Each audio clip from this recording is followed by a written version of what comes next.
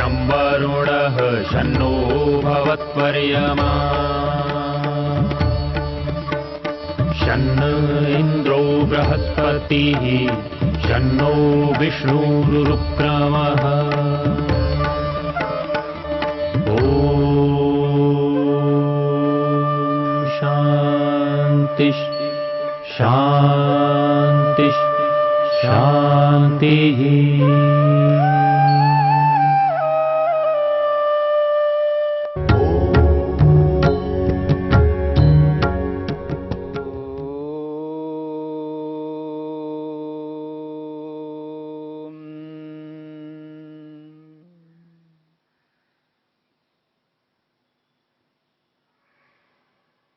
हमने जप की विधि को लेकर के विचार किया है। ओम के उच्चारण के साथ जप कैसा करना है और किसी वाक्य को लेकर के जप कैसा करना है और किसी मंत्र को लेकर के जप कैसा करना है, इन तीनों बातों को लेकर के हमने विचार किया है। केवल ओम का उच्चारण या किसी एक वाक्य का उच्चारण या किसी एक मंत्र का उच्चारण, केवल एक शब्द को लेकर के भी जप कर सकते हैं, एक पूरे वाक्य को लेकर के जप कर सकते हैं और पूरे मंत्र को लेकर के जप कर सकते हैं। बोल करके भी जप कर सकते हैं, ऊंचे स्वर से बोल करके जप कर सकते हैं।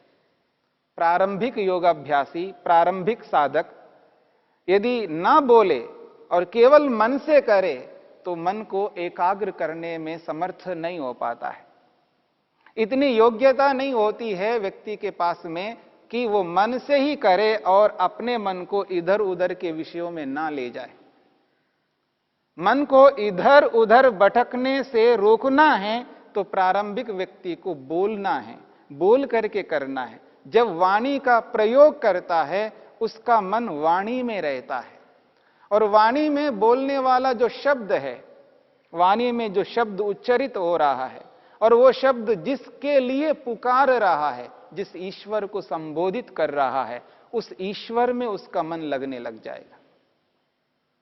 और जब ओम का उच्चारण लंबे स्वर से करता है और उस काल में अर्थ को समझने के लिए उसको अवसर प्राप्त होता है और उस अवसर को पूरा अनुभव करता है और पूरा लाभ उठाता है, ईश्वर के स्वरूप को ठीक प्रकार से समझ लेता है।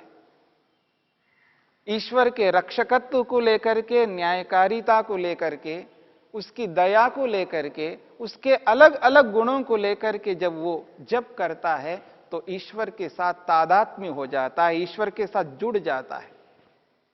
जब दो वस्तु आपस में जुड़ जाती हैं तो उसके साथ में और तीसरी कोई वस्तु नहीं रहती है। ईश्वर और परमेश्वर दोनों जब तादात्म्य हो जाते हैं, आत्मा परमात्मा के साथ जुड़ जाता है, तब ईश्वर का स्वरूप उसके सामने रहता है।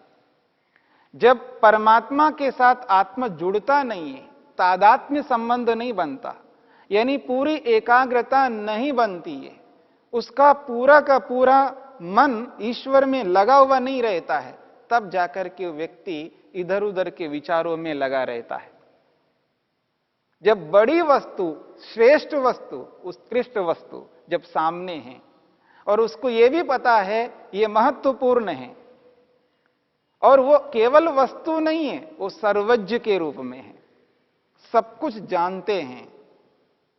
जिस ईश्वर को अपने समक्ष यानी आत्मा के समक्ष अनुभव कर रहा है, प्रभु की उपस्थिति को स्वीकार करता है और केवल उपस्थिति के रूप में नहीं, ईश्वर को सर्वज्ञ के रूप में स्वीकार करता है, शक्तिमान, सर्वशक्तिमान के रूप में स्वीकार करता है।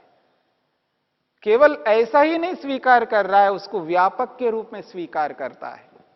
और जिस ईश्वर को व्यापक के रूप में अनुभव कर रहा है, जिस ईश्वर को सर्वज्ञ के रूप में अनुभव कर रहा है, जिस ईश्वर को सर्वशक्तिमान के रूप में अनुभव कर रहा है,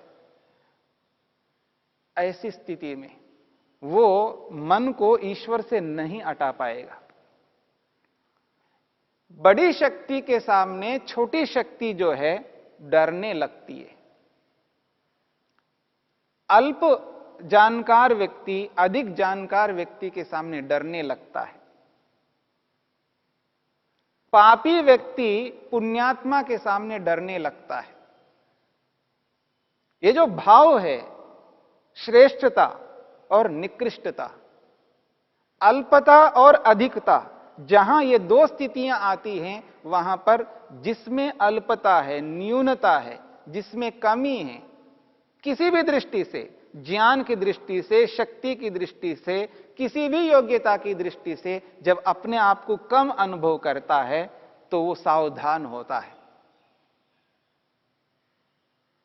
वह व्यक्ति सावधान होता है, उससे डरने लगता है।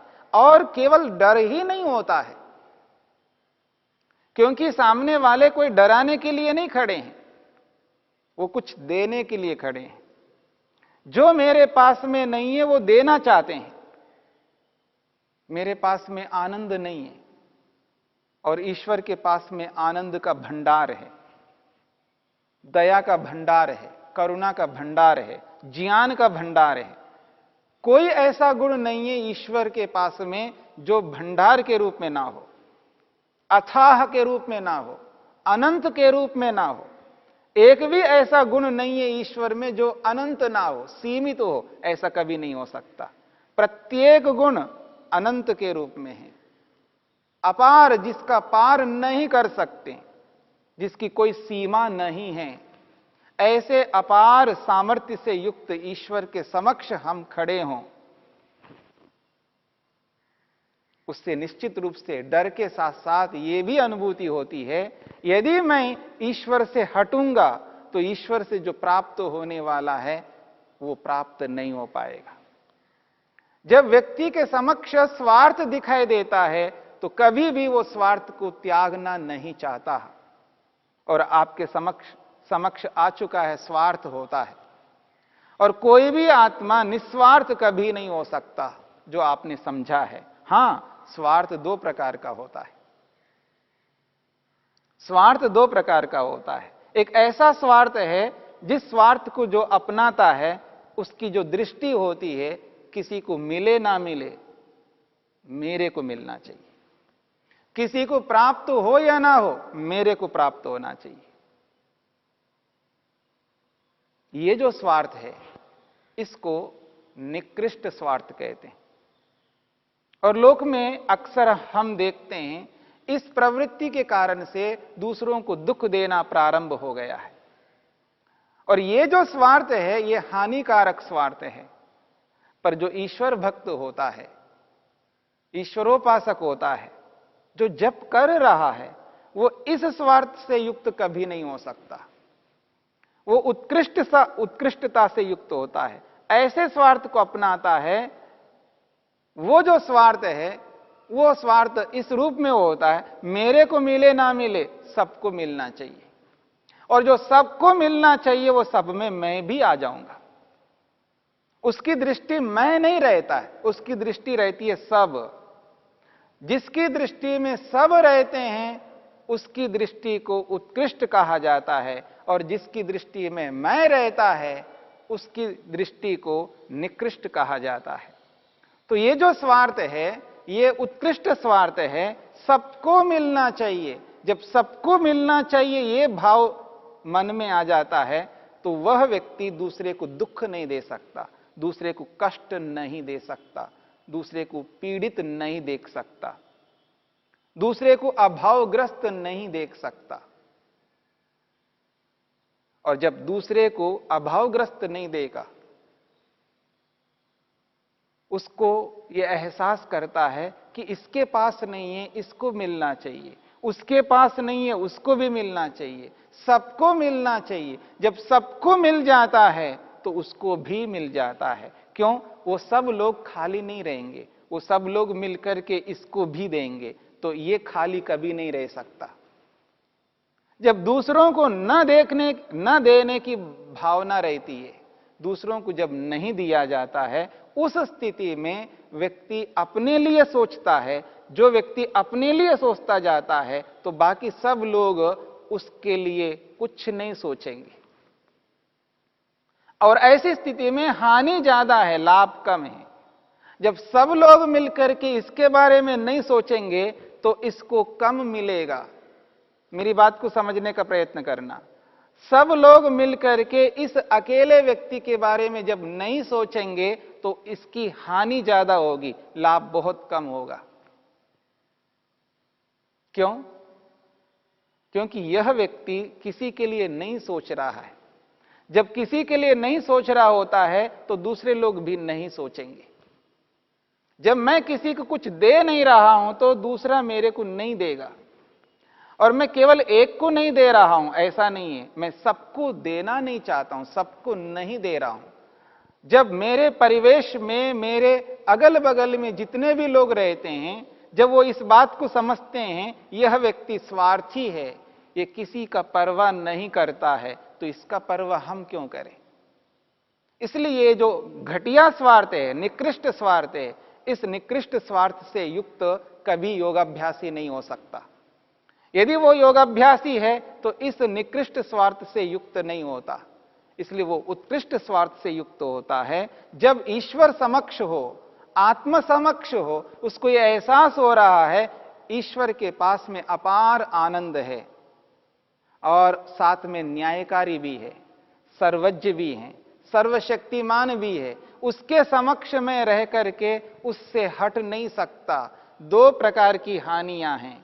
एक, उसके आनंद से वंचित रहूंगा और ऊपर से दंड देगा। यदि ईश्वर से अपने मन को हटा दूंगा, ईश्वर से पृथक हो जाऊंगा, ज्ञान पूर्वक ईश्वर से हट जाऊंगा, मन को इधर उधर ले जाऊंगा, तो ईश्वर के आनंद से वंचित हो जाऊंगा। एक ओर से आनंद नहीं मिलेगा और दूसरी ओर से दंड देगा, क्योंकि न्यायकारी है। जिस कर्म को करने के लिए मैंने संकल्प किया, बात को समझने का प्रयत्न करना, जिस कर्म को करने के लिए मैंने संकल्प किया, जिस उद्देश्य के लिए कर्म आरंभ किया, उस कर्म को बीच में त्याग नहीं कर सकता। और मैं अपने मन को वहां से हटा करके, उस कर्म से हटा करके इधर उधर ले जा करके दूसरे कर्मों को करने लग रहा हूं। यानी अपनी प्रतिज्ञा का भंग जब मैं करूंगा, अपने संकल्प को जब मैं हटाऊंगा, अपने संकल्प को पूरा नहीं करूंगा, तो जो वचन लेकर के उसका भंग किया जा रहा है उसका दंड अवश्य मिलेगा। इसलिए दो हानियां हैं। एक, आनंद नहीं मिलेगा और ऊपर से दंड मिलेगा, और ऐसा कर्म मैं कभी नहीं करना चाहूंगा, क्योंकि वो न्यायकारी है। जब व्यक्ति ईश्वर को इस रूप में एहसास करता हुआ जब करेगा तो अपने मन को इधर उधर नहीं ले जाएगा और केवल शब्दोच्चारण करता जाएगा, केवल मंत्र पाठ करता रहेगा, केवल वाक्य को बोलता जाएगा, केवल ओम ओम करता जाएगा। वो निश्चित रूप से अपने मन को इधर उधर ले जाएगा। और जिन शब्दों को, जिन वाक्यों को, जिन मंत्रों को लेकर के हम जप करेंगे, उन मंत्रों में, उन वाक्यों में, उन शब्दों में ईश्वर के अलग अलग स्वरूपों को बताए गए हैं। उन अलग अलग स्वरूपों को जान करके हम ईश्वर के निकट पहुंचेंगे, ईश्वर से दूर कभी नहीं होंगे।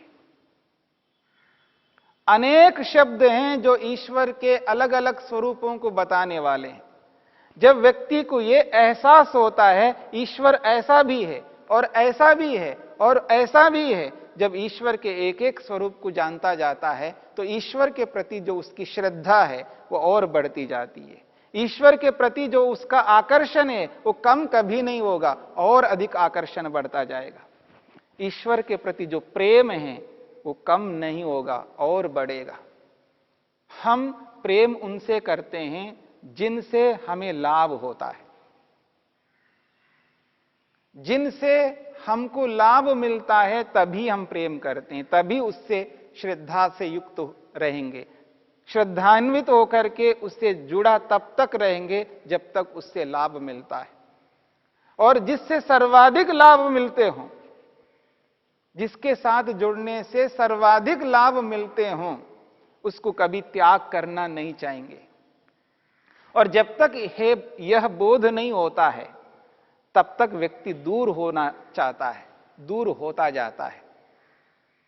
जो संतानें जो होती हैं, जो अपने माता पिता को हटाते हैं, अपने से दूर करते हैं, जो लोग माता पिता से अलग रहना चाहते हैं, उनको अलग करना चाहते हैं, वो ये इस बात को नहीं समझते हैं कि उन्होंने हमारे लिए क्या किया।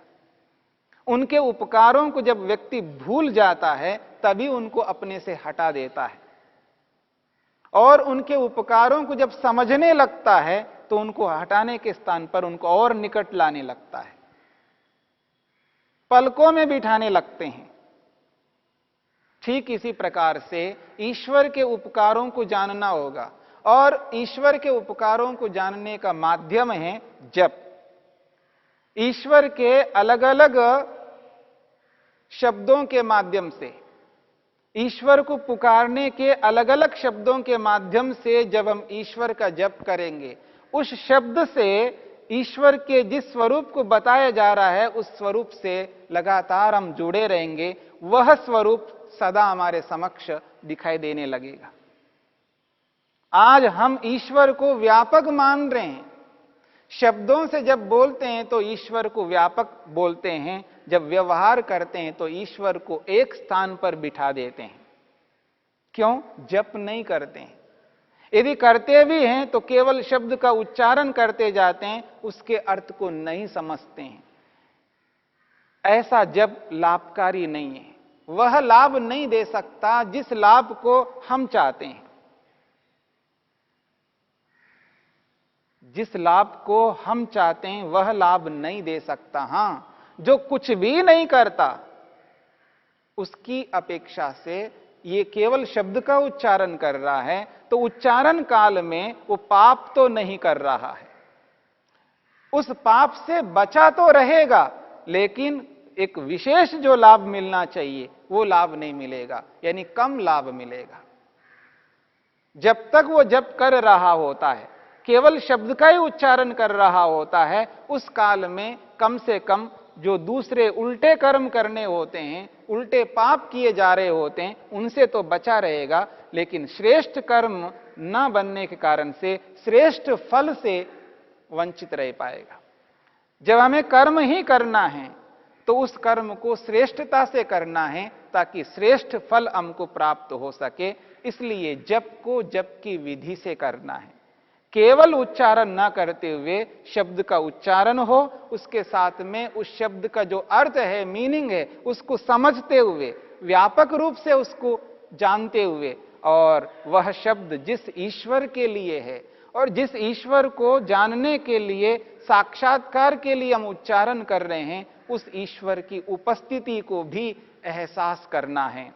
उसकी अनुभूति करते हुए जब करेंगे तो निश्चित बात है आज नहीं तो कल कभी ना कभी हम उस स्थिति तक पहुंचेंगे जिस स्थिति में पहुंच करके ईश्वर का दर्शन कर पाएंगे। ततः प्रत्यक चेतनाधिगमः, उस जप के माध्यम से अंतरात्मा का दर्शन होता है, ऐसा महर्षि पतंजलि कहते हैं, महर्षि वेदव्यास कहते हैं।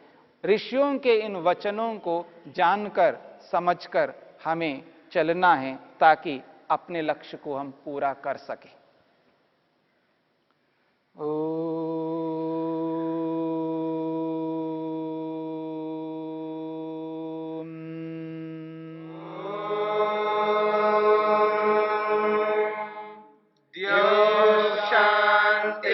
शांतिरंतरिक्षं शांति पृथिवी शांतिरापः शांतिरोषधयः